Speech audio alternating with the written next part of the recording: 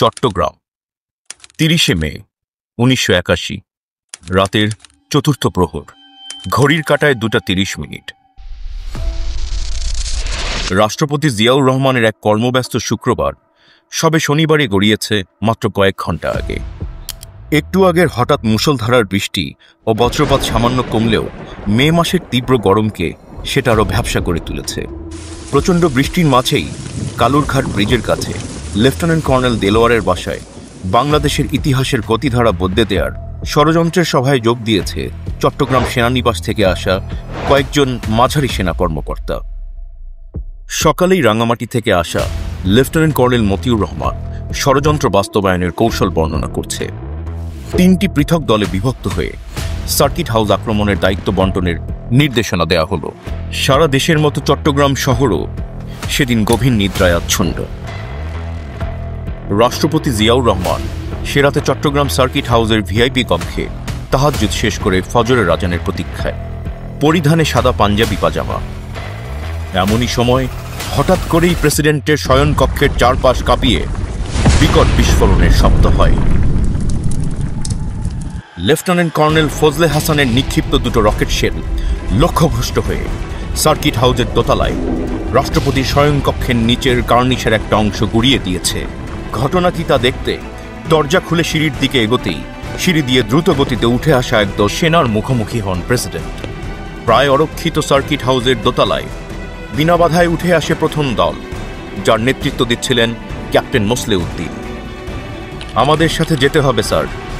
মোসলেউদ্দিনের কথাগুলো পুরোপুরি শেষ হওয়ার আগেই তৃতীয় দলটি উপস্থিত হয়। কেউ কিছু বুঝে ওঠার আগেই দ্বিতীয় দলের সামনে থাকা আকণ্ঠ মদের নেশায় টলায়মান অপ্রকৃতিস্থ লেফটেন্যান্ট কর্নেল মতিউরের সাবমেশিন গানের বুলেটের আঘাতে ঝাঁঝরা হয়ে যায় বাংলাদেশের স্বাধীনতার ঘোষকের শরীর। ঘাতক মতিউরের সাবমেশিন গানের বুলেট কেড়ে নেয় সারা বাংলাদেশের উন্নয়ন অগ্রগতির সকল স্বপ্ন। শুধু প্রেসিডেন্টের মাথা ও বুকে রেখে যায় ২৭টি নির্মম প্রাণঘাতী আঘাত। এমন আকস্মিক আক্রমণে হতভম্ব হয়ে পড়ে ঘাতক মতিউরের সঙ্গে আসা অন্য সৈনিকেরা। কিং কর্তব্য বিমূঢ় সেনাদল একরাশ অবিশ্বাস নিয়ে অতি দ্রুত নিচে নেমে গেল। এই ষড়যন্ত্রের পরিকল্পনায় প্রেসিডেন্টকে হত্যা করার কথা তো ছিল না। সিঁড়ির গোড়ায় পড়ে রইল রাষ্ট্রপতির নিথর দেহ।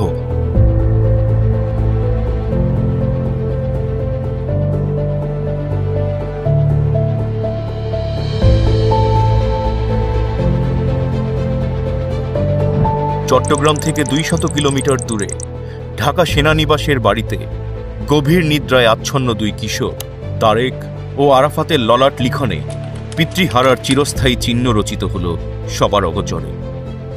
কাল সকালেই ফিরব ইনশাল্লাহ। বেগম জিয়াকে কয়েক ঘন্টা আগে দেয়া শেষ প্রতিশ্রুতি অপূর্ণই রয়ে গেল। এক মাতাল ঘাতকের বুলেটে বেগম জিয়ার জন্য নির্ধারিত হল এক দীর্ঘ বৈধব্য যাত্রার, তা তিনি জানতেও পারলেন না। মাত্র ২০ মিনিটের এক হঠকারী অভিযানে নিদ্রাচ্ছন্ন দেশবাসীর অগোচরে নিশ্চিহ্ন হল বাংলাদেশের সম্ভাবনার অগ্রযাত্রা। চট্টগ্রাম বাংলাদেশের স্বাধীনতা যুদ্ধ এবং শহীদ জিয়া একসাথে জড়িয়ে থাকা ৩টি অবিচ্ছেদ্য নাম। তরুণ মেজর জিয়া জীবনের মায়া তুচ্ছ করে তরুণী স্ত্রী আর শিশুপুত্রদের চরম বিপদগ্রস্ত করে দিয়েছিলেন স্বাধীনতার ঘোষণা। দায়িত্ব পালন করেছিলেন জেড ফোর্স এবং ১ নম্বর সেক্টর কমান্ডার হিসেবে। তিনি মনে প্রাণে বিশ্বাস করতেন চট্টগ্রাম তার দ্বিতীয় বাসস্থান। বগুড়ার বাগবাড়িতে জন্ম নেয়া এই ক্ষণজন্মা মানুষটি আজ নিথর পড়ে আছেন তার প্রিয় দ্বিতীয় বাসভূমিতে। সাগরের ঢেউ ছুঁয়ে সবুজ পাহাড়ের গা বেয়ে ভেসে আসা ভোরের স্নিগ্ধ হাওয়া পরশ বুলিয়ে যাচ্ছে তার প্রাণহীন দেহে। তারুণ্যের সন্ধিক্ষণে সকল ভয়কে জয় করে দৃঢ়চিত্তে স্বাধীনতার ঘোষণা দিয়ে দেশপ্রেমের সাথে সাহসিকতার যে প্রমাণ তিনি সেদিন বিশ্ববাসীকে দিয়েছিলেন, দেশের কোটি মানুষের ভালোবাসায় ধন্য হয়ে দেশ মাতৃকার মাটির সাথে নিজের উষ্ণ রক্তস্রোত একাকার করে আজ আবারও প্রমাণ করলেন দেশপ্রেমের শ্রেষ্ঠতম উদাহরণের নাম জিয়াউর রহমান। অথচ ২৯শে মের সকালটা ছিল অন্যরকম।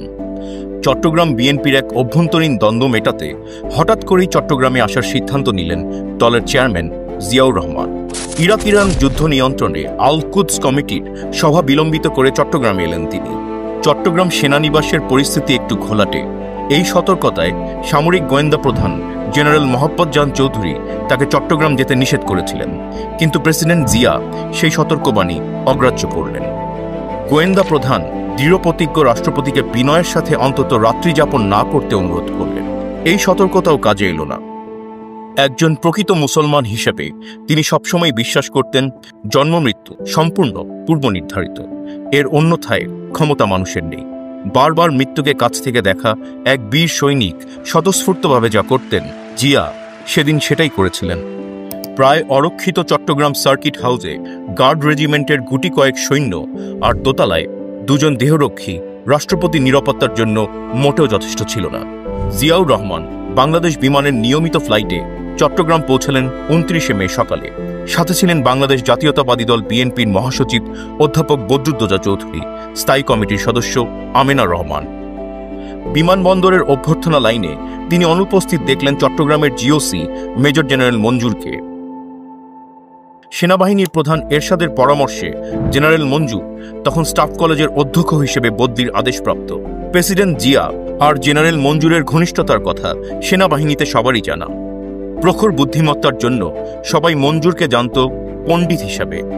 সার্কিট হাউসে পৌঁছেই শুরু করলেন চট্টগ্রাম বিএনপির সাংগঠনিক সভা। মাঝে জুমার নামাজের বিরতিতে প্রেসিডেন্ট কাছেই চকবাজারের চন্দনপুরা মসজিদে জুমার নামাজ আদায় করলেন। নামাজ শেষে কুশল বিনিময় করলেন মুসল্লিদের সাথে। দুপুরে মধ্যাহ্নভোজে বরাবরের মতোই সাদামাটা ডাল ভাত। তারপর আবারও অবিরাম মিটিং রাত 11টা অবধি। চট্টগ্রামের বেসামরিক প্রতিষ্ঠানের সাথে নির্ধারিত সভা বাতিল হল সন্ধ্যার পর। ওদিকে চট্টগ্রাম সেনানিবাসের বাইরে প্রণীত হচ্ছে এক হঠকারী পরিকল্পনার নকশা। সেনাপ্রধান এরশাদের কূটচালে মুক্তিযোদ্ধা কর্মকর্তারা বঞ্চিত হচ্ছেন হয়রানির শিকার। এ কারণে রাষ্ট্রপতি জিয়াকে সেনানিবাসে এনে সেনাপ্রধান এরশাদের অপসারণ, সেটাই ছিল প্রাথমিক পরিকল্পনা। এই আপাত রক্তপাতহীন পরিকল্পনার সাথে সবার অজান্তে যুক্ত হল লেফটেন্যান্ট কর্নেল মতির মতো ভুল ধারণা প্রসূত ব্যক্তি প্রতিশোধের হঠকারী সিদ্ধান্ত। সেটা ষড়যন্ত্রে অন্য অংশগ্রহণকারীরা জানতেও পারল না। যুক্তরাষ্ট্রে উচ্চ সামরিক প্রশিক্ষণের জন্য তাকে বাদ দিয়ে কর্নেল শাখাওয়াতকে নির্বাচিত করার দায় রাষ্ট্রপতির উপরে চাপিয়ে সেনাপ্রধান এরশাদ কৌশলে লেফটেন্যান্ট কর্নেল মতিকে উত্তেজিত করেছিল অনেক আগে থেকেই। আকণ্ঠ মদ্যপানে হিতাহিত জ্ঞানশূন্য মতিকে তৈরি করা হলো এক ঘাতক সেনা কর্মকর্তা হিসেবে। অন্যদের কাছে যা রইল সম্পূর্ণ অজানা। রক্তপাতহীন পরিকল্পনা পরিণত হল এক নিষ্ঠুর অমানবিক হত্যাকাণ্ডে। ঘটনার আকস্মিকতায় কিংকর্তব্য বিমূঢ় জেনারেল মঞ্জুর হলেন খলনায়ক। পরিষ্কার দেখতে পেলেন নিয়তি আর কলঙ্কময় পরাজয়।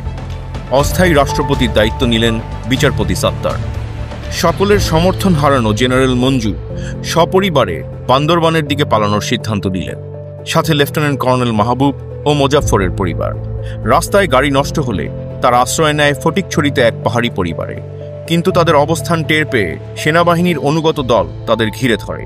গোলাগুলিতে নিহত হয় লেফটেন্যান্ট কর্নেল মতি ও লেফটেন্যান্ট কর্নেল মাহবুব।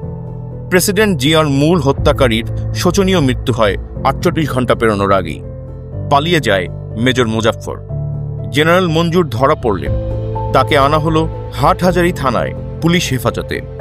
নিজের পরিণতি এবং সম্ভাব্য ষড়যন্ত্র আঁচ করতে পেরে বারবার অনুরোধ করলেন তাকে যেন সেনাবাহিনীর কাছে হস্তান্তর না করা হয়।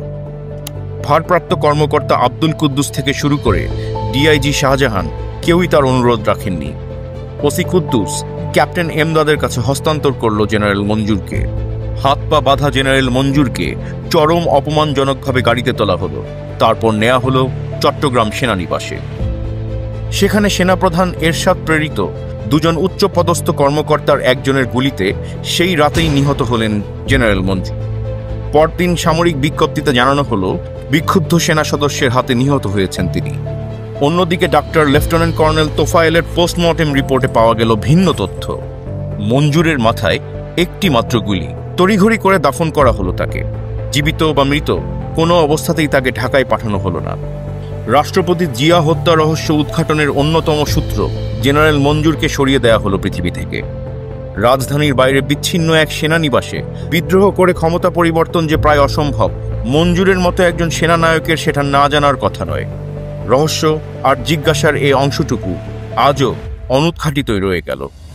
জিয়াউর রহমানের নেতৃত্বে বাংলাদেশের সমৃদ্ধি ও সার্বভৌমত্ব প্রতিষ্ঠা যে আঞ্চলিক এবং আন্তর্জাতিক গোষ্ঠীর গাত্রদাহের কারণ, তারাই জিয়াউর রহমানের অস্তিত্ব বিলীন করতে চাইবে, এই সরল সত্য বিশ্ববাসীর সামনে উন্মোচিত করার প্রমাণ নিশ্চিহ্ন করার জন্য জেনারেল মঞ্জুরের বিচার বা বেঁচে থাকার কোনো সুযোগ ছিল না।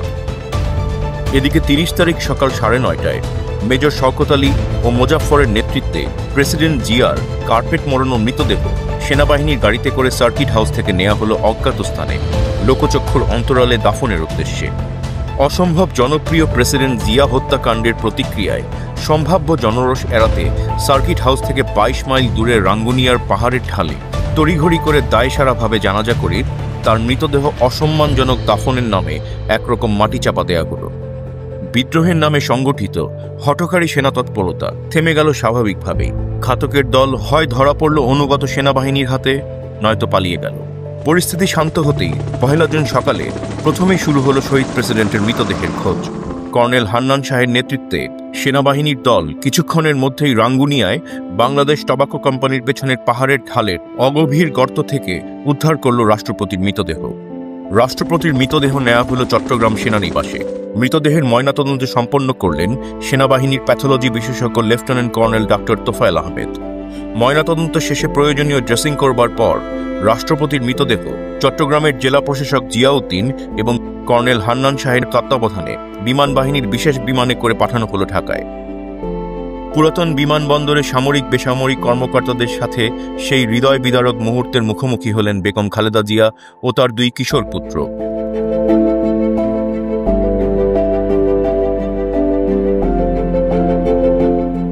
সামরিক অভিবাদনে শেষ বিদায় সম্পন্ন হল বিউগলের লাস্ট পোস্টে। মানিক মিয়া অ্যাভিনিউয়ে তখন লক্ষ লক্ষ শোকার্ত মানুষের প্রতীক্ষা, তাদের প্রিয় মানুষের জন্য ইতিহাসের বৃহত্তম জানাজায় অংশগ্রহণের আকাঙ্ক্ষায়। সে এক অবিস্মরণীয় শোকাবহ দৃশ্য। ঢাকা ও পার্শ্ববর্তী শহরের কোনো সক্ষম ব্যক্তি সেদিন ঘরে বসেছিল না। এদিকে ১ জুন বিকালে একই সাথে বিশাল জনসমুদ্রে চট্টগ্রামের লালদিঘি ময়দানে অনুষ্ঠিত হল গায়েবানা জানাজা। চট্টগ্রামের লালদিঘির ময়দানের ইতিহাসে কোনো দিন এত জনসমাগম হয়নি। এর আগে ৩১শে মে ঢাকা স্টেডিয়ামেও এক অবিস্মরণীয় গায়েবানা জানাজা অনুষ্ঠিত হয়। বিশ্ববাসী সেদিন সেই জনসমুদ্র দেখে উপলব্ধি করলেন শহীদ জিয়া দেশবাসীর কাছে কতটা জনপ্রিয় ছিলেন। স্বজন হারানোর শোকে গৃহকোণে সেদিন অশ্রুসজল ছিলেন সারা দেশের অগণিত মা বোনেরা। স্তব্ধ হয়ে গিয়েছিল সমগ্র বাংলাদেশ। প্রেসিডেন্ট জিয়ার মৃত্যুতে সারা দেশে ৪০ দিনের রাষ্ট্রীয় শোক ঘোষিত হয়।